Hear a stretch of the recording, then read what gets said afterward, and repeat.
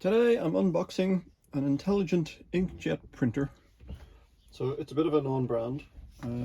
Got it on AliExpress, but it's an inkjet, but it's a little inline inkjet printer for printing batch date codes, best before dates, that kind of thing. Bad start, can't get it. There we go. Nope.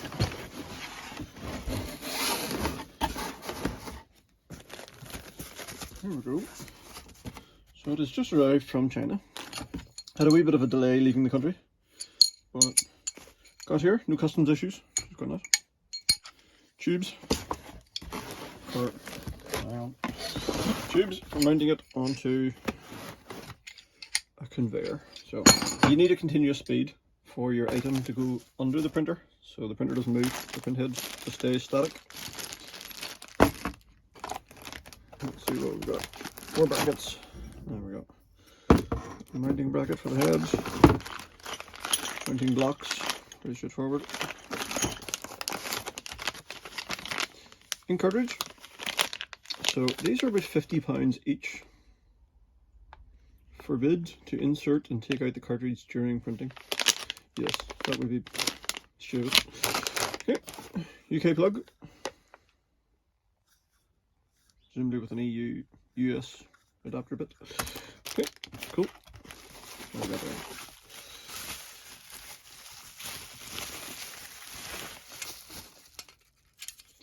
That looks like the head holder. Oh, there we go. That's the head. So that's our reprint. Let's see. Yep, that's our circuit board down inside the bottom there with our print head nozzle attachment. So the printer cartridge would plug in there. Clamp, clip, pretty straightforward.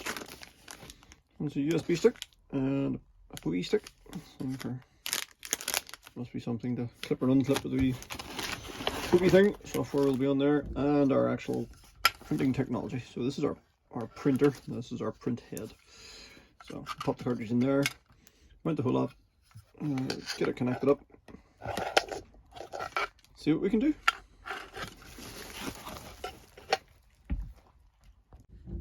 Okay, so I've got all the parts laid out. It did occur to me as I took everything out of the box that there's no manual. There's no instructions with it whatsoever. There was nothing on the website, so I'll go back on the AliExpress and we'll get a photograph of the finished unit, see if we can get a look-see, but there's not too many parts, so hopefully I can work it out. There is an odd number of nuts to bolts, so that should be interesting. We've got these wee T-nuts. These are, I don't know if you can see these. These little T-nuts, they lock in place in one direction only. So as they turn in place, they have a chamfered corner, and as you turn them, they lock. They get stuck basically into the piece of metal you're screwing into. So they're kind of locking nut. Presumably that go with those two, but yeah, I may be sometime. So I've got a picture of AliExpress. I did mention it was a no brand or a non-brand. It's not on the box, or it's in Chinese, but the brand is Phezer. It's Phezer. But there's these nuts, these bolts require 2 different sizes of hex or Allen key. So this one's a 6mm, and a smaller one is a 4mm. So 6mm and 4mm.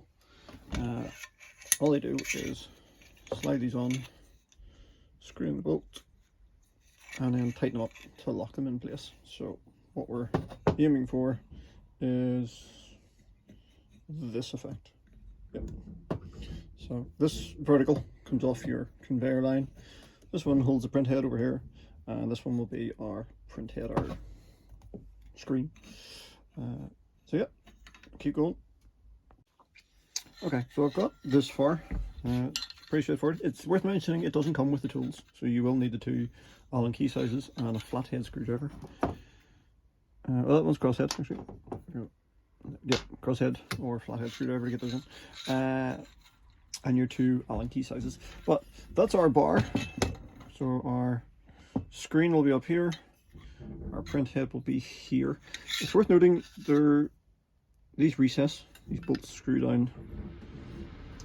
There's room for them to screw down inside this recess, so it's worth leaving that one facing out the way so that you can move this print head once that gets, so that's where the ink comes out. Once that goes on there, you still have access to the screw if you want to move it forward and back along your conveyor belt. Okay, so I've mounted the print head onto our bar, which goes over the conveyor belt. It's worth noting there's nothing that lines these two up, so that looks pretty parallel to that one, so these two should be aligned, but there's nothing formal to it. There's no notches, guides, or anything like that. Same for mounting this on the bar, so when you look at it that way, there's nothing to stop this being tilted left or right, just down to my eye. So we might take a set square to that once we get it on the conveyor, simply because the straighter it is, the better the print quality. If you're spraying at a funny angle, you're going to have elongated characters, which if it's a minute amount, it will not make a lot of difference for text, but it could mess up like of a QR code, or it just looks unprofessional if you're printing your logo or anything else. But yeah, there's no guidelines for you, so you'll have to work that out yourself. So maybe get a set square and test it out once it's plugged in on the line. So just having a look at the photographs again, it shows a nice wee tool bag actually on the photographs. So it was supposed to come with, presumably with instructions, but also supposed to come with the Allen keys. It shows them in the bag, but there was no tools. We got a USB stick and a tablet pokey pen stick. No idea. Maybe for use with this, but it's not entirely clear where this goes. That's for the sensor. This is for the sensor. So this is your encoder, I believe. So the encoder detects when the product is coming or the timing of the product that's going to pass underneath the ink, so it knows when to spray. So that holds this doohickey. So presumably that's the sensor. So we'll keep those together. They're mounted. They come with a tube mount. This bit here, so it must mount onto one of these. These two come with screw thread. Now it shows that as being screwed onto the side of the conveyor belt. So if it was on the table, it would be screwed on there, and then joined onto this piece. This one lines up with here, so presumably that screws in there.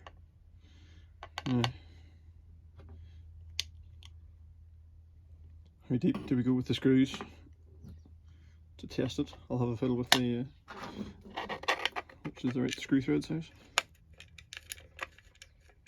It's like putting a mountain bracket on a TV. If you put a screw in too deep, so you risk going through these and hitting the electronics. If it's not deep enough, it'll fall off. So, well, they'll not fall through. So, and they have a pretty small bite at the end of them, but it should be enough to hold it on. The longer ones, just more bite, but I can't see what they're actually for. We'll go with the shorter ones for now and test it out. And that way, less risk of doing any damage. Okay, back in a mo. So, mounted that on the back. This epically long data ribbon of a thing is a bit of a brute. You have to wind it around a couple of times to keep it out of the way, otherwise it's going to be dangling on the production line. There you go, put it that way, it'll not, can't fall when I think it's getting past. Right, try again. Okay, I've got the screen mounted. It's pretty solid, I have to say. It's solidly on there. I've used the shortest screws for now, just to avoid the risk of any damage going through the back of the machine. We might have to swap them out later if they're the wrong ones, but for now they look like they work. Just worth noting, there's 3 connectors on the bottom of this with 2, 3 and 4 pins, so you shouldn't be able to go too far wrong. What is our sensor's got 3 female pin, 3 female there, and we've got 3 male there, so they should connect up alright later. Presumably these two crosshead or these two Allen key screws could be for mounting onto your conveyor, so it'll go onto your screw straight through into your steel there. I'm going to try and put them on aluminium profile, so I might need a new attachment for that, but we'll have a go with that and then see where we get to. Okay, so good news, bad news. The bad news is that these holes, the mounting holes, are drilled really close to the edge of the metal. So I'll show you on this one. You wouldn't be able to drill them out any further. You wouldn't be able to cut the hole any bigger without coming through the edge of the metal or making it very weak. But the good news is it fits these, which are M6 bolts. Now the ones I had were too long. I had to cut them down in length. But if you're not familiar with extruded aluminium, I'm using 45mm extruded aluminium profile, and you buy for these it'll take M6 or M8 nuts and bolts. So that's a T-nut, and the T-nut will go in. You can put it in horizontal. It doesn't matter if it goes in the wrong way around, but what you're trying to do is put it in there. When you tighten it, this will keep turning. I need to get a bolt driver, but it'll turn it and lock it in. There we go. And that bites into this. This T-nut won't turn inside the hole, so that's the point of it. It locks itself. So these are great. But the good news is this will take an M6 nut and bolt. So I can mount this onto extruded aluminium. So I'll get this mounted on the bigger piece here, and then we can test it out. Okay, I've got my block mounted on here. It's worth noting, if you're buying bolts for this model to fit this on, I've cut them down to 20mm long for a 45mm extruded aluminium. It's a 20mm of thread, 25mm is the total length of the bolt. M6 bolts and T-nuts. So that'll mount on there. This will go on here. Now, the height of this depends on how close your ink is going to spray onto your conveyor. Now, my conveyor hasn't arrived yet, so I'll be mounting my conveyor onto this, but that's what you're looking for. So you want that to come down as close to the top of your product as possible. Hoof that out of the way. That's what we're trying to achieve, is a nice close distance to your top of your product. Now I'm doing packets of biscuits or individual biscuits, so there's a bit of variance. So it says it will spray, I think it's up to 12mm in range. Now that's huge. So if you imagine a spray of ink, if you spray a can spray paint on a wall, the difference between 12 centimeters and 1 centimeter is huge in the spray pattern that you get, how much ink comes out and how much hits the ground and how clear it is. So the closer to the product it is, the sharper your text will be, and the less spray you'll get. So it'll fit in the right space or fit in the right area on your product. So we want that nice and close. Again, probably mess about with a set square to get that right. But we'll do that when we get the conveyor. In the meantime, continue with building this and see if we can get this wee sensor mounted up as well.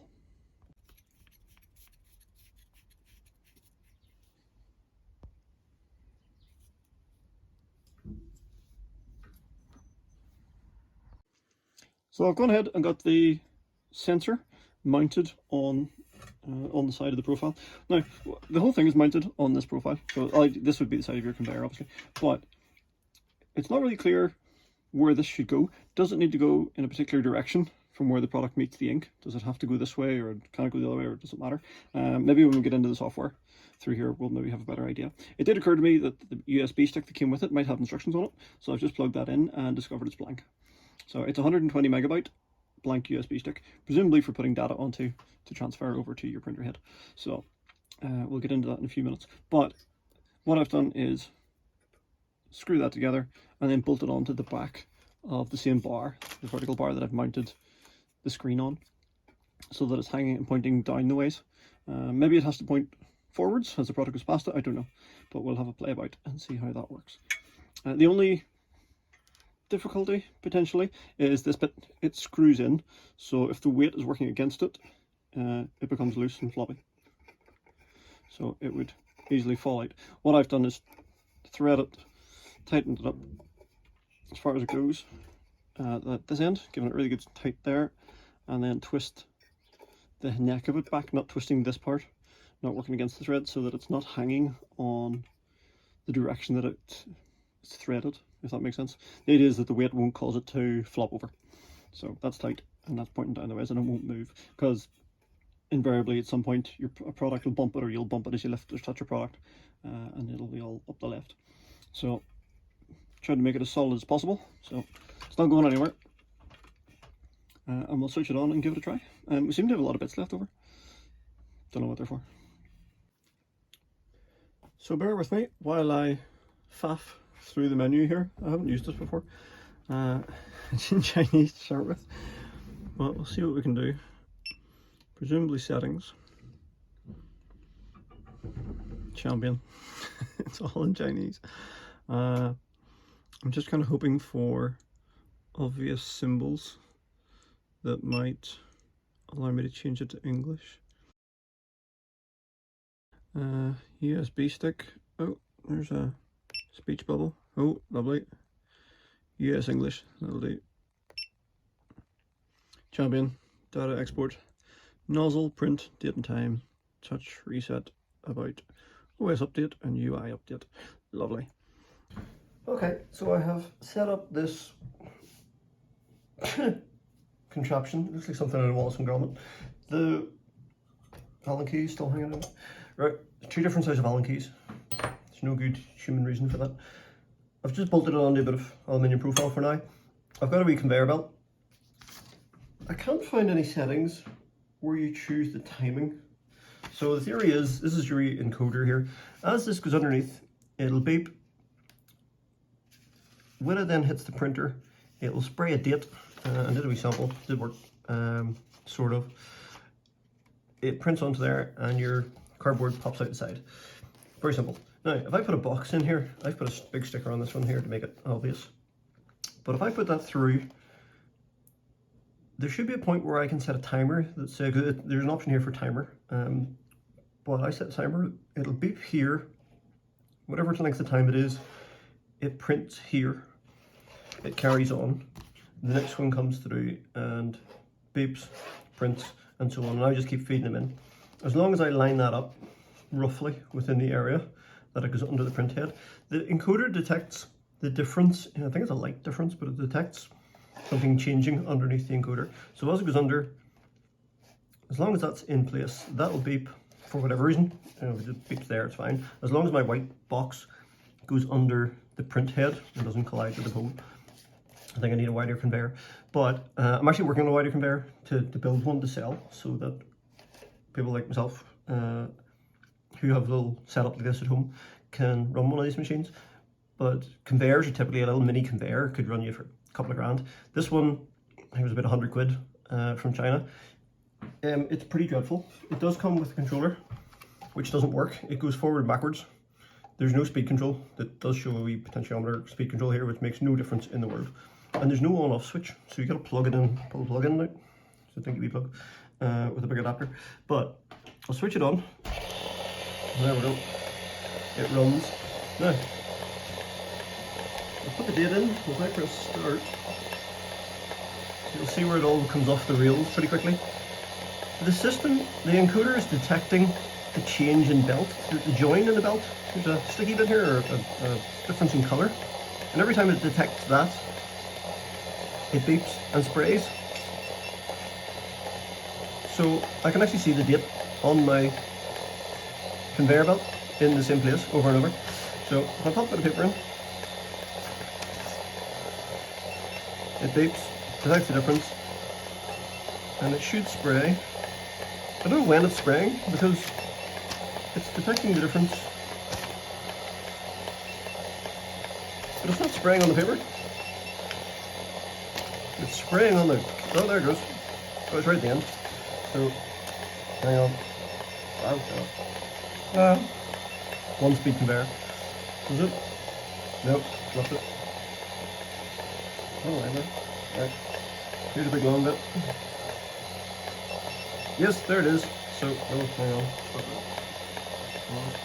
Okay, that pauses the printing, and pulling the plug pauses the conveyor. So it did work. The timer is set such that it detects and somewhere around there between here and here it prints. So the timer is way off. Let's go back. Edit, size, style. Alright, some success. I've changed it to, it is light, it's the sensor, but I've changed it to a timer between the light and the printing. So when it goes in, it beeps, it waits a second, and then it prints. Put in, beep, 1 second, print. Beep, 1 second, print. So it does work, but if I'm not there quick enough, it detects that change in the belt and makes a mess of it. So I actually got 1 box printed. Now, I would need to change the mount to be sideways because my box doesn't fit in that way. I need it to go that way, which doesn't fit on the